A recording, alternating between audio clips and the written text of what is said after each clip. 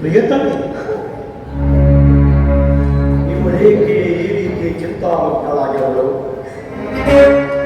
ಶೋಕವೇಕೆ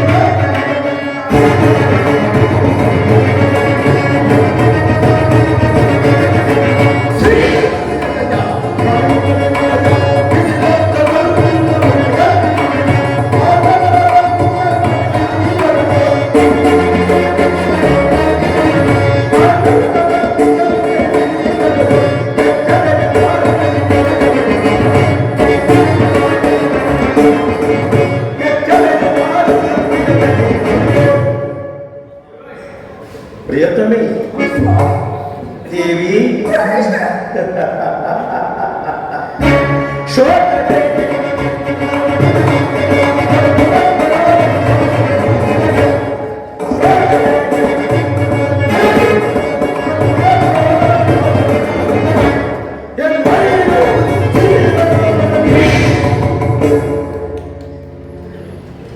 ಏಕೆ ದೇವಿ, ಏನಾಯಿತು? ಏಕೆ ನಿಷ್ಕಾರಣವಾಗಿ ಅಳುತ್ತಿರುವೆ? ನಾನು ನಿಷ್ಕಾರಣವಾಗಿ ಅಳುತ್ತಿಲ್ಲ. ಈ ಪಾಂಚಾಲಿ ಅಳುವಿಗೆ ಒಂದಲ್ಲ, ಹತ್ತಾರು ಕಾತರಬೇಕು. ನೀವಾದರೂ ಪುರುಷರು, ನಿಮ್ಮನ್ನು ಯಾರಾದರೂ ದೂರಿದರೆ, ಅಪಮಾನ ಪಡಿಸಿದರೆ ಸ್ವತಃ ನೀವೇ ಅವರಿಗೆ ಪ್ರತಿಕಾರ ಮಾಡಬೇಕು. ಆದರೆ ಈ ಸ್ತ್ರೀಯರ ವಿಚಾರವು ಹಾಗಲ್ಲ. ಅವರು ಅನ್ನ ವಸ್ತ್ರಗಳಿಗಾಗಿ ಪರರನ್ನು ಆಶ್ರಯಿಸಬೇಕು. ಆತ್ಮಗೌರವವನ್ನು ರಕ್ಷಿಸಿಕೊಳ್ಳಲು ಅವರಿಗೆ ಅನ್ಯರ ಆಶ್ರಯ ಬೇಕಿರಬೇಕು.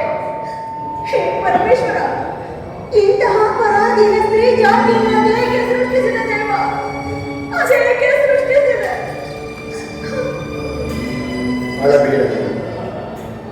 ಅಳಬೇಡ. ಸ್ತ್ರೀಯರ ಪರಾಧೀನತೆಯೋ ನಮ್ಮ ಸಮಾಜದ ನಿಯಮ. ಭಗವತ್ ಸ್ವರೂಪರಾದ ಋಷಿಮುನಿಗಳ ಆಜ್ಞೆ.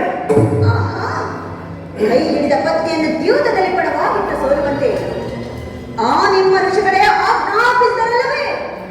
ಪತಿಗಳಂತೆ ಪತಿಗಳು ತಪಸ್ಸು ಮಾಡಿ ಪಡೆಯಬೇಕು ನಿಮ್ಮಂತಹ ಪತಿಗಳನ್ನು. ಒಂದು ದಿನದ ಅವಿವೇಕಗಳಿಂದ ಅದೇನಿಂದಲೂ ನಮ್ಮನ್ನು ಸಾಯುವ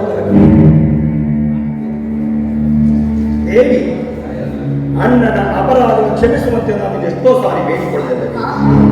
ಆದರೂ ಆತು ಹೋಯಿತು, ಅದನ್ನು ಮರೆತು ಬಿಡು. ಈಗ ನೀನು ದುಃಖಿಸಲು ಕಾರಣವೇನೆಂದು ನಮ್ಮನ್ನು ತಿಳಿಸಬಾರದೆ. ತಿಳಿಸುವೆನು, ಆದರೆ ಅದರಿಂದ ಪ್ರಯೋಜನವಾದರೆ ನೀವೆಷ್ಟೇ ಆದರೂ ನಿಮ್ಮಣ್ಣನ ಆತ್ಮಾಧಾರಕರಲ್ಲವೇ? ಅದು ಅಂದಿನ ಮಾತು. ಈಗ ನಾನು ಯಾರ ಆಜ್ಞೆ ಆಧಾರಕರಲ್ಲ. ಹಾಗಾದರೆ ತಿಳಿಸುವೆನು ಕೇಳಿ. ಈ ದಿನ ನಾನು ಹಸ್ತಿನಾಂಬೆಯ ಮಂದಿರಕ್ಕೆ ದೇವಿಯ ದರ್ಶನಕ್ಕಾಗಿ ಅಲ್ಲಿ ಆ ದುರಹಂಕಾರಿ ದುರ್ಯೋಧನನ ಪತ್ನಿ ಭಾನುಮತಿಯು ಸಹ ಬಂದಿದ್ದಳು. ಆಕೆಯು ನನ್ನನ್ನು ಕಂಡು, ದ್ರೌಪದಿ, ನಿನ್ನ ಪತಿಗಳ ವಾಸಕ್ಕಾಗಿ 5 ಗ್ರಾಮಗಳನ್ನು ಬೇಡಲು ದೂತರನ್ನು ಆಸ್ಥಾನಕ್ಕೆ ಕಳುಹಿಸಿದ್ದರು. ಇನ್ನೇನು ಸಂಧಿಯಾಗುವುದು. ಆಗಲಾದರೂ ಈ ನಿನ್ನ ಬೆಚ್ಚಿನ ಕೇಶರಾಶಿಯನ್ನು ಮುಡಿಗಟ್ಟಿವೆ ಅಷ್ಟೇ ಎಂದು ಕೇಕೆ ಹಾಕಿ ಅಪಹಾಸ್ಯ ಮಾಡಿದರು ಸ್ವಾಮಿ. ಅಪಹಾಸ್ಯ ಮಾಡಿದರು.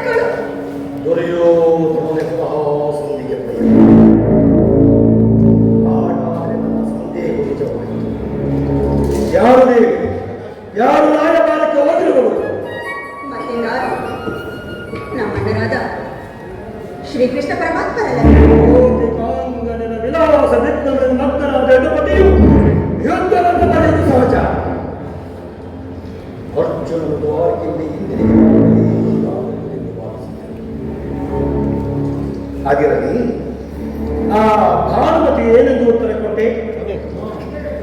ಅವಳ ಪ್ರಶ್ನೆಗೆ ಸರಿಯಾದ ಉತ್ತರವನ್ನೇ ಕೊಟ್ಟಿದೆ. ಏನೆಂದು? ನಿನ್ನ ಆ ಕಟ್ಟಿದ ಮುಡಿಯನ್ನು ಬಿಡಿಸುವವರೆಗೂ ನನ್ನ ಈ ಬಿಚ್ಚಿನ ಮುಡಿಯನ್ನು ಕಟ್ಟುವುದಿಲ್ಲವೇ ಭಾನುಮತಿ?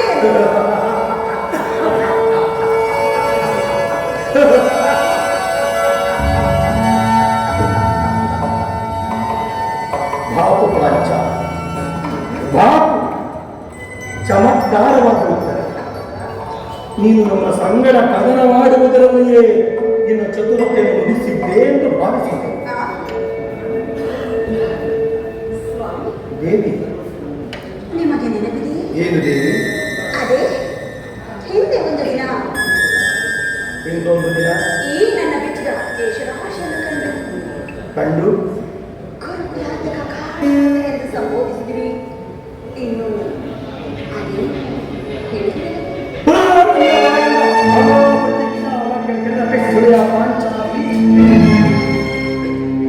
ಮಾಡಿದ ಪ್ರತಿಜ್ಞೆ ಮರೆಯುವ ಈ ಭೀಮಸೇನ ಆಹಾ, ಹೇಳುವುದು ಮಾತ್ರವಲ್ಲ, ನುಡಿದಂತೆ ನಡೆಯಬೇಕೆಂಬುದೇ ನನ್ನ ಇಚ್ಛೆ. ನಾನು ಸುಮ್ಮನೆ ಇಚ್ಛಿಸಿದರೇನಾಯಿತು? ನೀವೆಷ್ಟೇ ಆದರೂ ನಿಮ್ಮಣ್ಣನ ಕಾರ್ಯಕರಲ್ಲವೇ? ನನ್ನನ್ನು ಕೆಲಸ ಬಿಡದೆ. ಈಗ ನಾನು ಯಾರ ಆಜ್ಞಾಧಾರಗಳಲ್ಲ, ಶಾಂತಿಯನ್ನು ಬಯಸುವ ಸಂಧಿಯ ಪ್ರಸ್ತಾಪದಲ್ಲಿ ತೊಡಗಲು ನಾನು ಯುದ್ಧವನ್ನು ಬಹು ಆಹ್ಲಾದದಿಂದ ನಿರೀಕ್ಷಿಸುತ್ತೇನೆ. ನನ್ನ ಪಾಲನೆಯ ದೃಷ್ಟಿಗಳು ಕ್ಷಮಿಸಬಹುದು, ಆದರೆ ನಾನು ಮಾತ್ರ ಕ್ಷಮಿಸುವುದರಲ್ಲಿ ಕ್ಷಮಿಸುವುದಿಲ್ಲ.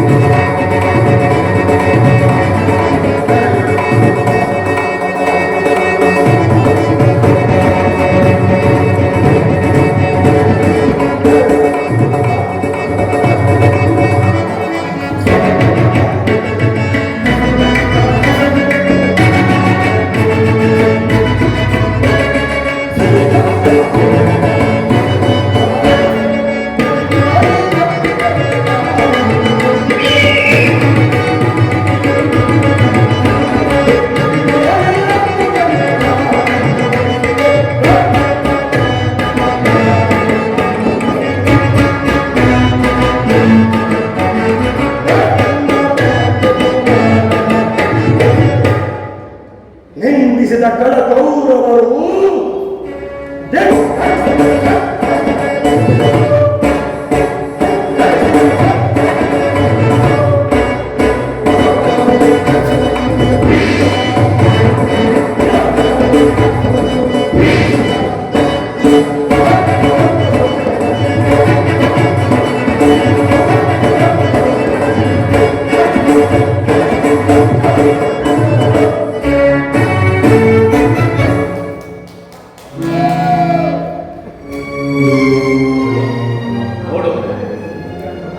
ಆಗಲೇ ಭೀಮಸೇನನು ಸಂಧಿಯ ಪ್ರಸ್ತಾಪವನ್ನು ಕೇಳಿ ಕೆರಳಿದ ಸಿಂಹದಂತೆ ವಿಜೃಂಭಿಸಿದ.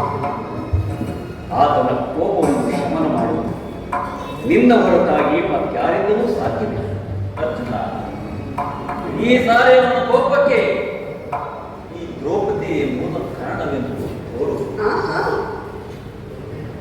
ಜಗತ್ತಿನ ಶ್ರೀಕೃಷ್ಣ ಪರಮಾತ್ಮನು ಹೇಳುತ್ತಿದ್ದನು, ಜಗತ್ತಿನ ಸುಖ ದುಃಖಗಳಿಗೆ ಸ್ತ್ರೀಯರಿಗೆ ಪಾರ್ಥ. ಕೌರವರೊಡನೆ ಯುದ್ಧಕ್ಕಿಂತ ಈ ನನ್ನ ಸಹೋದರನ ಕೋಪವನ್ನು ಶಮನ ಮಾಡುವುದೇ ನನಗೆ ಒಂದೊಂದು ಸಾಧ್ಯವಾಗಿದೆ.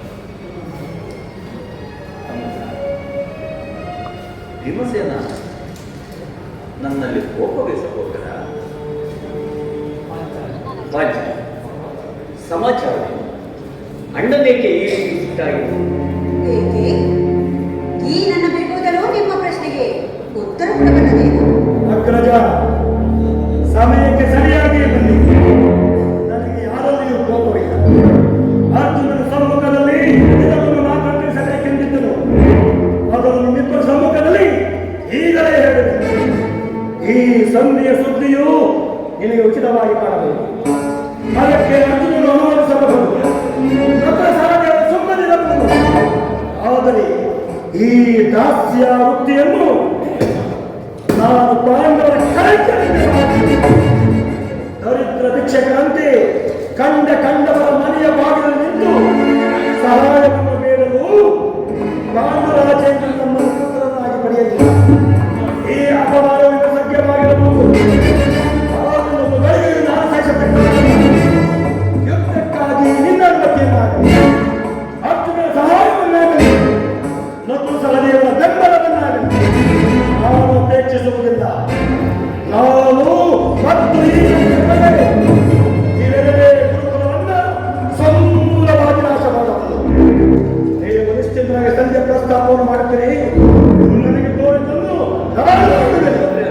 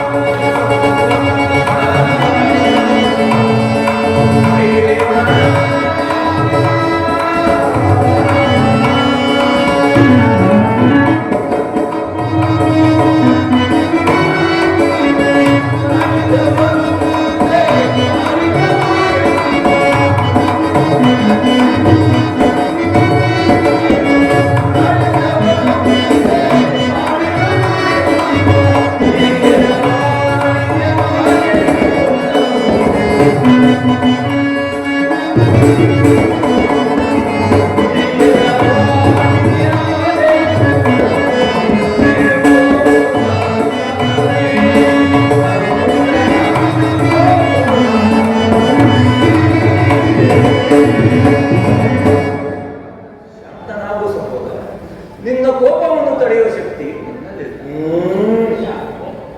ಕೋಪ ಮಾಡಬೇಡ. ಅಗ್ರಜನು ಧರ್ಮಜನು ನಮ್ಮೆಲ್ಲರಿಗೂ ಹಿರಿಯನು. ಆತನ ಇಷ್ಟಕ್ಕೆ ವಿರುದ್ಧವಾಗಿ ನಡೆದರೆ ಯುದ್ಧವನ್ನು ಆರಂಭಿಸುವುದು ಸೂಕ್ತ. ಏನು ಹೇಳಬೇಕಾಯ್ತು?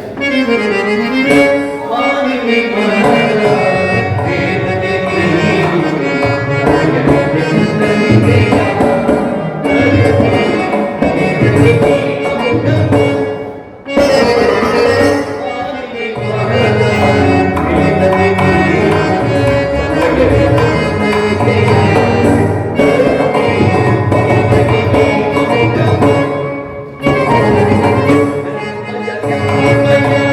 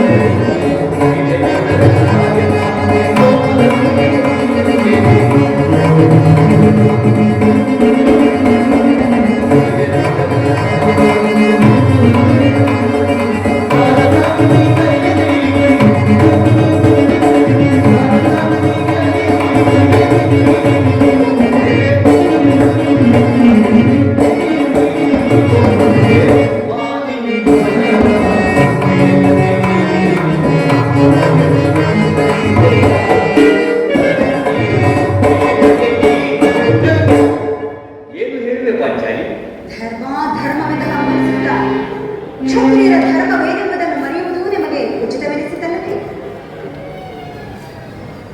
ದ್ರೌಪದ, ಯುದ್ಧದಂತೆ ಶಾಸ್ತ್ರ ಕ್ಷತ್ರಿಯರ ಕರ್ತವ್ಯ ಇದ್ದು ಎಂತಹ ಮಹಾಘೋರ ಕಾರ್ಯ ಇರುವುದು ತಿಳಿದಿದೆ. ನಾವು ಅಭಿಮಾನಕ್ಕೆ ವಶರಾಗಿ ಯುದ್ಧವನ್ನು ಪ್ರಾರಂಭಿಸಿದರೆ ಮುಂದೆ ನಮ್ಮ ಆ ವಿಚಾರಕ್ಕಾಗಿ ನಾವೇ ದುಃಖಿಸಬೇಕು.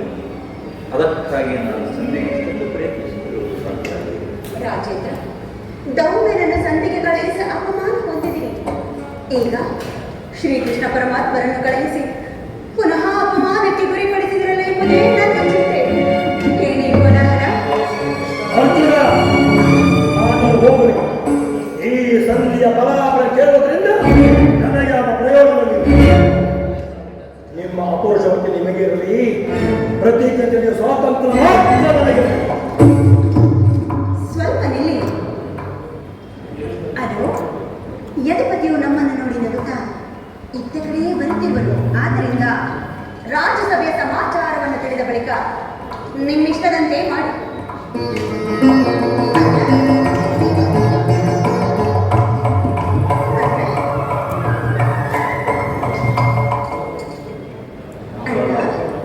ಪಾಂಡುಪುತ್ರರ ಪ್ರಣಾಮಗಳನ್ನು ವಿಜಯಶಾಲಿಗಳಾಗಿತ್ತು.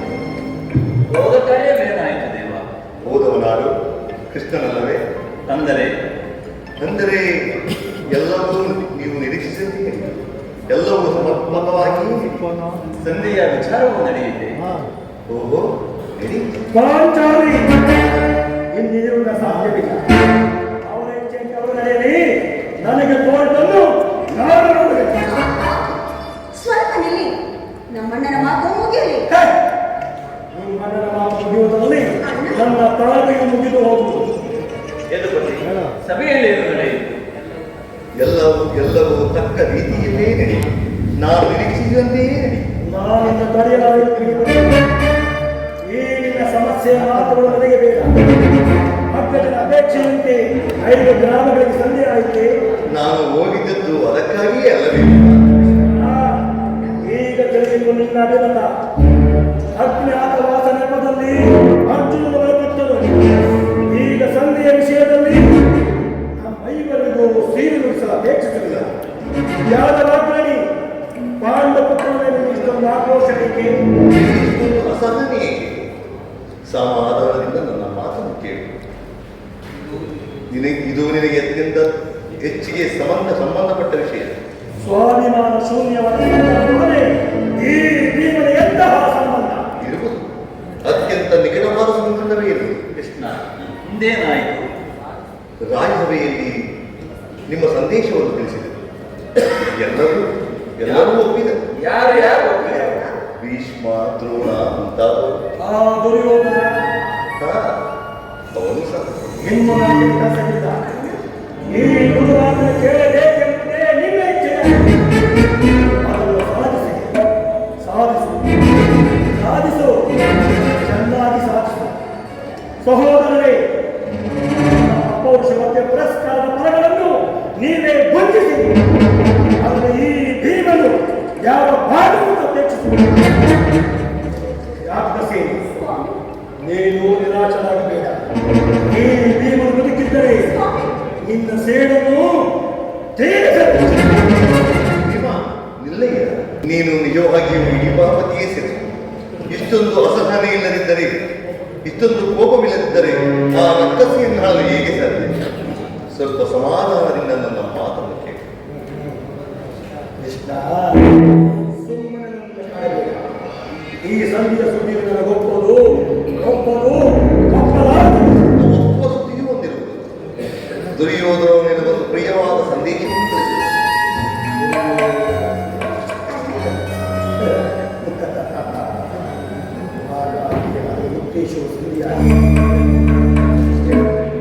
ಬೇಗ ಹೇಳುತ್ತಿದ್ದ ಏನೋ ಸಂದೇಶ. ಅದನ್ನು ಕೇಳುವ ಮೊದಲು ನೀನು ನನ್ನ ಬಳಿ ಕೈ ಕಟ್ಟಿಕೊಂಡು ಕುಳಿತುಕೊಳ್ಳ. ಇಲ್ಲ, ನಿಂತಿದ್ದಂತೆ ಇಲ್ಲ, ಕುಳಿತುಕೊಳ್ಳದ ಹೊರತಾಗಿ ಹೇಳುವುದಿಲ್ಲ. ಈ ಪರಿಹಾಸ್ಯವೇ? ಇದು ಪರಿಹಾಸ್ಯವಲ್ಲವೇಮ? ಮತ್ತೆ ನಿನ್ನನ್ನು ಕಂಡರೆ ನನಗಷ್ಟೊಂದು ಭಯ. ನಿನ್ನ ಗದೆಯನ್ನು ದೂರವಾಗಿರಿಸಿ ನನ್ನ ಭಾಷೆಯಲ್ಲಿ ಕೈ ಕಟ್ಟಿಕೊಂಡು ಕುಳಿತು ಆಗ ನಿನಗೆ ಪ್ರಿಯವಾದ ಸಂದೇಶವನ್ನು ತಿಳಿಸಬೇಕು. ಇದು ಎಲ್ಲ ಆದೇಶಕ್ಕೆ ಪಟ್ಟುಕೊಳ್ಳಿ. ಈಗಾಗಲೂ ಏನು ಆ ಸಂದೇಶ? ಕೋಪ ಮಾಡುವುದಿಲ್ಲವೋ? ನೀನು ನನ್ನ ಬಂದಿ. ಅದು ಕ್ಷಣಕಾಲ ಮಾತ್ರ. ಹಾಗೆ ಯಾಕಿಸಿ ನಾನು ಹೇಳಿದಂತೆ ಮಾಡಬೇಕು ಕಂಡೆಯ. ನಿಮ್ಮ ಮಾತನ್ನು ಎಂದಾದರೂ ಮೀರಿದ ಅಲ್ಲ. ತೆಗೆದುಕೋ ಈ ಪಾಶ. ಇದರಿಂದ ನಿನ್ನ ಪತಿಯ ಕರಗಳನ್ನು ಬಂಧಿಸು. ಇದೇನು ಪರಿಹಾಸವೇನ? ಇದು ಪರಿಹಾಸ್ಯವಲ್ಲ. ಶತ್ರುಗಳ ಹೆಣಮನಿಗೆ ಕಟ್ಟುವುದರಲ್ಲಿ ನೀನು ಮಹಾ ಪಂಡಿತೆ. ಹಾಗೆಯೇ ನಿನ್ನ ಗಂಡನ ಕರಗಳನ್ನು ಬಂಧಿಸಲು ಬರುವುದೋ ನೋಡು. ಸ್ವಾಮಿ ಬಂದಿಸಲೇ ಭೀಮ, ಆ ಸಂದೇಶವನ್ನು ಕೇಳುವ ಇಚ್ಛೆ ಇದ್ದರೆ ಮಾತ್ರ. ಕೃಷ್ಣನಿಗೆ ನನ್ನ ಕರಗಳನ್ನು ಕೊಡಿಸಿ.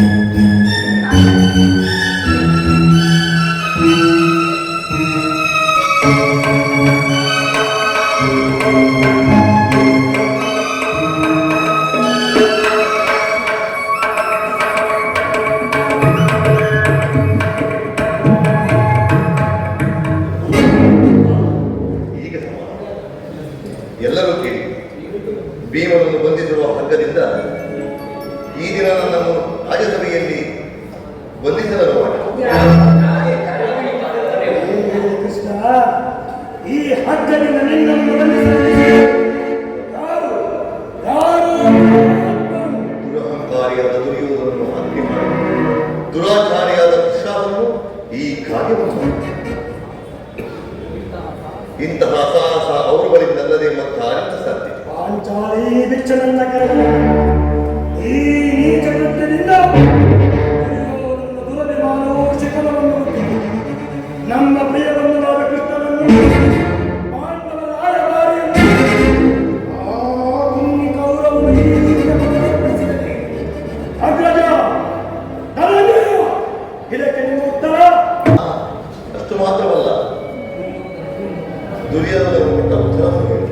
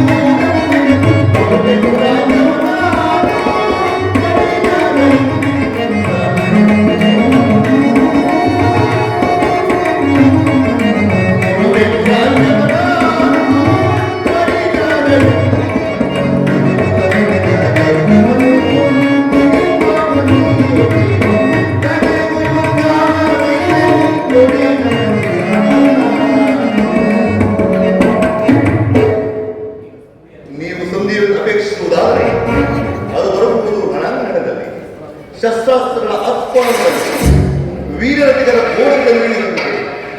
ಈ ಸಂದೇಶಕ್ಕೆ ನಮಗೆ ನುಳಿದಿರುವುದು ಒಂದೇ ಉತ್ತರ. ನಮ್ಮ ಪ್ರಯತ್ನಗಳೆಲ್ಲವನ್ನು ವಿಫಲವನ್ನಾಗಿ ಮಾಡಿ ಮುಂದೆ ಬಂದು ನಿಂತಿರುವ ದೇವ, ನೀವೇ ತಿಳಿದುವೆ ನಾವೆಂದು ಸಂಧಿಗಾಗಿ ಮುಂದೆ ನಮ್ಮ ಇಚ್ಛೆಯಂತೆ ಮಾಡಬಹುದು. ಪಾಂಚಾಲಿ ಹೆಚ್ಚು ನನ್ನ ಕರಗಳಲ್ಲ. ಅಗ್ರಜ, ಧನಂಜಯ, ಮಾಧವ, ಏನು ಅವರ ಜೀವನದಲ್ಲಿ ಬೇಡ, ನಾನೇ ಮೆಚ್ಚಿಕೊಳ್ಳುವೆ.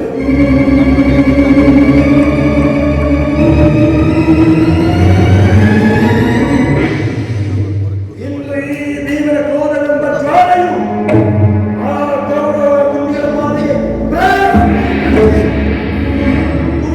ಸಮರವನ್ನು ಬಂದು ಸ್ಮಶಾನವಾಗಿಸುವುದು ಶತಸಿದ್ಧ. ಧರ್ಮ ಪುತ್ರಗಳ ಕಪ್ಪಿದರೆ ಮೆಟ್ಟಿ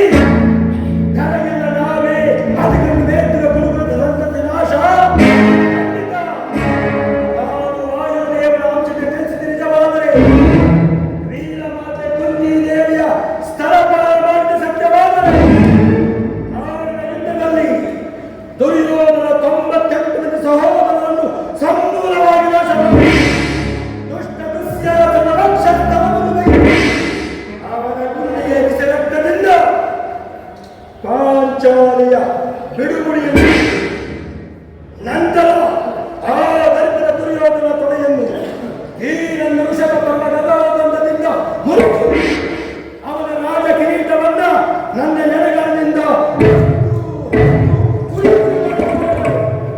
ಅತಿ ಭಯಂಕರವಾದ ನರಕವೇ ಪ್ರಾಪ್ತವಾಗಲಿ. ಕೃಷ್ಣ ಮಾಧವ ಇದಕ್ಕೆ ನಿನ್ನ ಪಾದವೇ ಸಾಕ್ಷಿ.